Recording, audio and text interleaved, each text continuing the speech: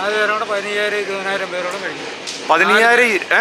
നേരമായിട്ട് 20,000 പേർക്കുള്ള ഭക്ഷണം ഇവിടെ തയ്യാറാകുന്നുണ്ട്. 50 കിലോ ഉഴുന്നല്ലേ? ഓക്കെ, 50 കിലോ ഉഴുന്ന്, 150 കിലോ അരി, അത്രയാണ് ഇതിൻ്റെ പരിപാടി നടക്കുന്നത്.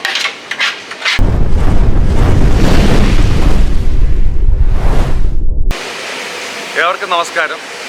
ചെട്ടികുളങ്ങര ഭഗവതിയുടെ ഏറ്റവും പ്രധാനപ്പെട്ട വഴിപാടാണ് കുത്തിയോട്ടം. കുത്തിയോട്ടത്തിന് ഏറ്റവും പ്രധാനം തന്നെയാണ് ഭക്ഷണവും. ഞാൻ കരുവാറ്റ പാലാഴിയിൽ നടക്കുന്ന കുത്തിയോട്ടത്തിൻ്റെ ഭക്ഷണശാലയിലാണ്. ഇവിടുത്തെ ചില ഭക്ഷണത്തിൻ്റെ കാഴ്ചകളൊക്കെ ഒന്ന് കാണുവാനാണ് വന്നിട്ടുള്ളത്. ഏവർക്കും സ്വാഗതം. ഒരു വാർപ്പുണ്ട്, സാമ്പാറിൻ്റെ കഷ്ണങ്ങളാണ്. ഇതിനൊക്കെ എന്തൊക്കെയാണ് ചേർത്തിട്ടുള്ളത്? സാമ്പാറിൻ്റെ സാധാരണ കഷ്ണങ്ങളൊക്കെ തന്നാലും പറഞ്ഞേ. സവാള, ചെറിയ ഉള്ളി, കരിയാങ്ക, വെള്ളരിക്ക, മത്തങ്ങ, വെരിങ്ങയ്ക്ക, പടവലങ്ങ, വഴുതനങ്ങ, ക്യാരറ്റ്, ഇത്രയും ചേർന്ന സാമ്പാറാണ്. സാധാരണ വീടുകളിലൊക്കെ ചെയ്യുന്ന സാമ്പാറിൻ്റെയൊക്കെ തന്നെ, എന്നാലും എല്ലാ ഐറ്റംസും ഇവിടെ വലിയ ഒരു ചെമ്പാണ്. ഇതുപോലെ മറ്റൊരു ചെമ്പിൽ അവിടെ സാമ്പാർ ചെയ്യുകയാണ്. ഇഡ്ഡലി സാമ്പാറാണ് ഇന്നത്തെ സ്പെഷ്യൽ. ഇവിടുത്തെ വൈകിട്ട് തുടങ്ങുന്നത്. പിന്നെ ഇത് തീർന്നു കഴിയുമ്പോഴത്തേക്ക് പിന്നെ സെക്കൻഡ് പരിപാടി എന്ന് പറഞ്ഞാൽ ഉപ്പുമാവാണ്. അതായത് പെട്ടെന്ന് ഉണ്ടാക്കി കൊടുക്കാൻ പറ്റുന്ന സാധനങ്ങൾ. ഇതിനകത്ത് ആയിരക്കണക്കിന് ആൾക്കാരാണ് ഭക്ഷണം കഴിക്കുവാനിവിടെ വരുന്നത്. അപ്പോൾ ഇദ്ദേഹമാണ് നമ്മുടെ സാബു, നമ്മുടെ ഒരു സുഹൃത്താണ്, പാചകത്തിൻ്റെ അഗ്രഗണ്യനാണ്. അദ്ദേഹമാണ് ഇതിൻ്റെ ആശാൻ. അപ്പോൾ സാബുവാണ് ഈ വർഷത്തെ പാചകം അല്ലേ? ഇപ്പോൾ എത്രാമത്തെ വർഷമാണ് സാബുവിടെ? 6ാമത്തെ വർഷമാണ്. എൻ്റെ 21ാമത്തെ കുത്തിയോട്ടം അല്ലേ? അപ്പോൾ സാബുവിന് അത് പറയുമ്പോൾ എനിക്കും ഒരു വലിയൊരു ചാരിതാർത്ഥമുള്ളത്. പാലാഴിയിൽ ഞാനും 6 കുത്തിയോട്ട വർക്ക് ചെയ്ത സായി സ്റ്റുഡിയോ. അങ്ങനൊരു നമുക്ക് രണ്ടുപേരും 6ലാണ് നമ്മൾ നിൽക്കുന്നത്. ഓക്കെ, ഈ വർഷത്തെ നമുക്കിപ്പോൾ ഈ പാചകത്തിനെ സംബന്ധിച്ച് ഇതൊക്കെ എന്താണ് അറേഞ്ച്മെൻറ്റ്സ് ഒക്കെ എങ്ങനെയൊക്കെയാണ് ചെയ്തിരിക്കുന്നത്?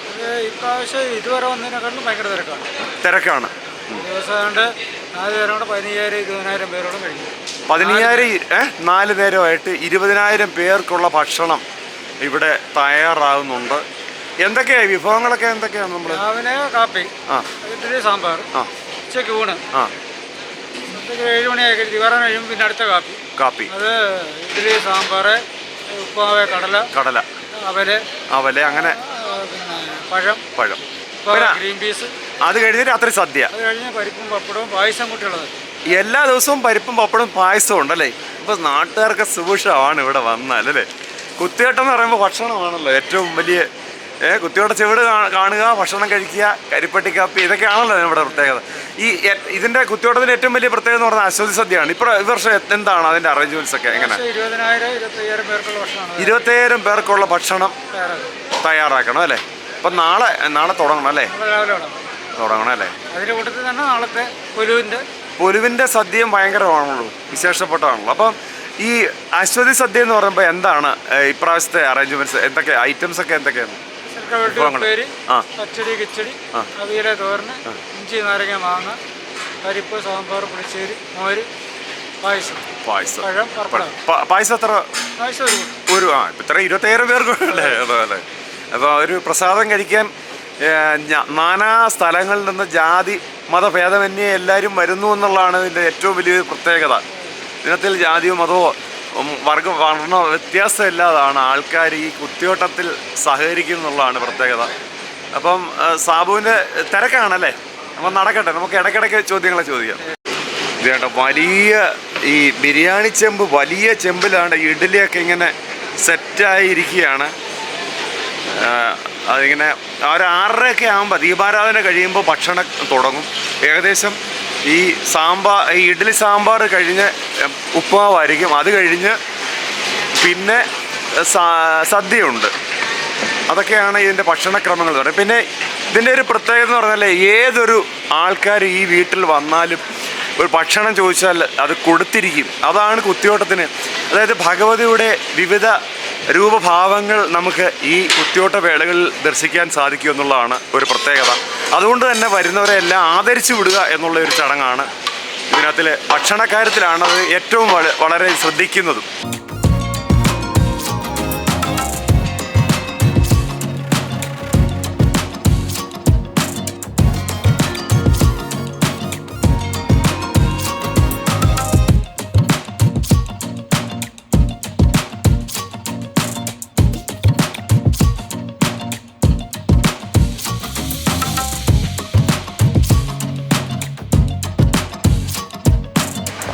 2-3 സഹോദരിമാരിൽ നിന്ന് ഇങ്ങനെ അരിയാണ്, വെണ്ടയ്ക്കൊക്കെ അരി. എന്തിനാ ഇപ്പൊ ഇത്?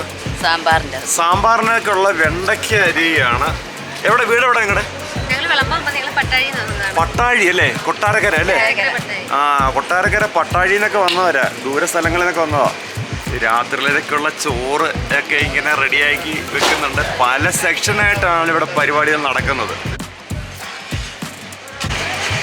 പച്ചക്കറികൾ ഇങ്ങനെ വേണ്ട ഓരോ സെക്ഷൻ ഇങ്ങനെ കൊണ്ടിറക്കുന്നു, ഒരു സൈഡിൽ നിന്ന് എടുത്ത് കൈകാര്യം ചെയ്യുന്ന എല്ലാ ഐറ്റംസും ഉണ്ട്. മുരിങ്ങയ്ക്ക, പച്ചമുളക്, വെണ്ടയ്ക്ക, പയറ്, ഏത്തയ്ക്ക, അങ്ങനെ സർവ്വ ചേനയൊക്കെ കൂട്ടിയിട്ടേക്കുന്നുണ്ടോ. ഒത്തിരി സാധനങ്ങൾ വേണം ഇതിന്. ഈ ഇടതടവില്ലാത്ത ഭക്ഷണ രീതി ആയതുകൊണ്ട് പാചകം കൃത്യമായിട്ട് സാധനം നടക്കാൻ പറ്റത്തില്ല. അങ്ങ് കൊണ്ട് ഇറക്കുക, വണ്ടിയിലങ്ങ് കൊണ്ട് ഇറക്കുക എന്നുള്ളതാണ്.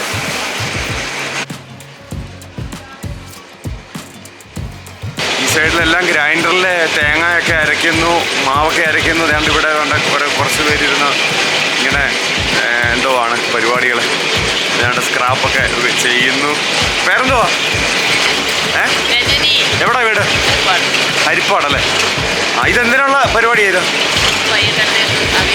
അവിയൽ, വൈകിട്ടത്തേക്കുള്ള അവിയൽ അല്ലേ? അവിയലിൻ്റെ പരിപാടിയാണ് ഇവിടെ വേറെ കുറേ പേരിരുന്ന് ചെയ്യുന്നത്. അങ്ങനെ അവിടെ തേങ്ങ തിരുമുന്നു, ഇവിടെ ക്യാരറ്റ് തയ്യാറാക്കുന്നു. ഇങ്ങനെ പരിപാടി കാലൊക്കെ നീട്ടിയിരുന്ന് വിശാലമായിട്ടിരുന്നു അല്ലേ? കുറേ സമയം ഇരിക്കണം അല്ലേ? അതെ, 1 ദിവസം 2 ദിവസം ഉള്ളത് നടുവേദന എടുത്തിട്ടല്ലേ? സാരമില്ല, ഇതൊക്കെ പ്രത്യേകിച്ച് ജോലി നടന്നാൽ മതി, എങ്ങനെ ഇരുന്നാലും കുഴപ്പമില്ല. ഗ്രൈൻഡർ 3 എണ്ണം ഇങ്ങനെ നേരത്തെ വെച്ചാൽ 2 എണ്ണം ഇപ്പോൾ വർക്കിങ്ങിലാണ്. തേങ്ങ ഇങ്ങനെ തിരുങ്ങുന്ന പരിപാടിയാണ് അവിടെ നടക്കുന്നത്. അങ്ങനെ പല പരിപാടികൾ ഇങ്ങനെ നടന്നുകൊണ്ടിരിക്കുകയാണ്. ഈ സൈഡിലെല്ലാം പച്ചക്കറി അരിയ, തേങ്ങ തിരുമുക, പച്ചക്കറി സ്റ്റോർ ചെയ്യുന്ന സ്ഥലങ്ങൾ. ഇപ്പുറത്തെ സൈഡെല്ലാം ഇതേണ്ട അടുപ്പുകളുടെ ഒരു കൂമ്പാര. എത്ര അടുപ്പുകളുണ്ടെന്ന് വെച്ചാൽ എണ്ണണം. ഇനി അടുപ്പുകൾ കുറേ ഉണ്ട്. അവിടെ എല്ലാം വേണ്ട ഇഡ്ഡലിയൊക്കെ ഉണ്ടാക്കുന്ന സെക്ഷനാണ്. ഇഡ്ഡലിയൊക്കെ ഇങ്ങനെ ഒരു ചെമ്പലിങ്ങനെ നിറച്ച് വെച്ചേക്കുകയാണ്. ഇത് ഏവർക്കും ഇഷ്ടപ്പെട്ട ഒരു സാധനമാണ്. ചെട്ടികുളങ്ങര ക്ഷേത്രത്തിൽ കൊടുക്കുന്നതാണ് മുതിരയും കഞ്ഞിയും. ദേവിയുടെ ഒരു ഇഷ്ട വഴിപാടാണ് മുതിരക്കഞ്ഞി. അപ്പോൾ അതിന് നാളെ ഇവിടെ കഞ്ഞിക്കുള്ള മുതിര തണ്ട വറുത്ത് കോരി വെച്ചേക്കുന്നു.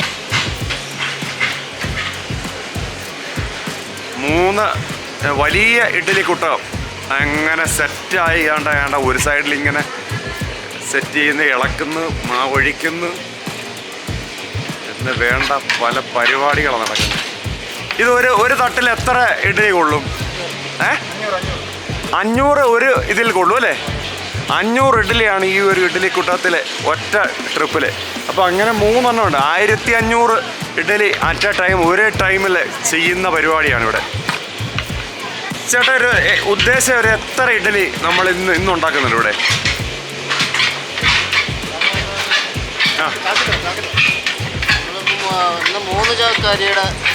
3 ചാക്ക് അരിയുടെ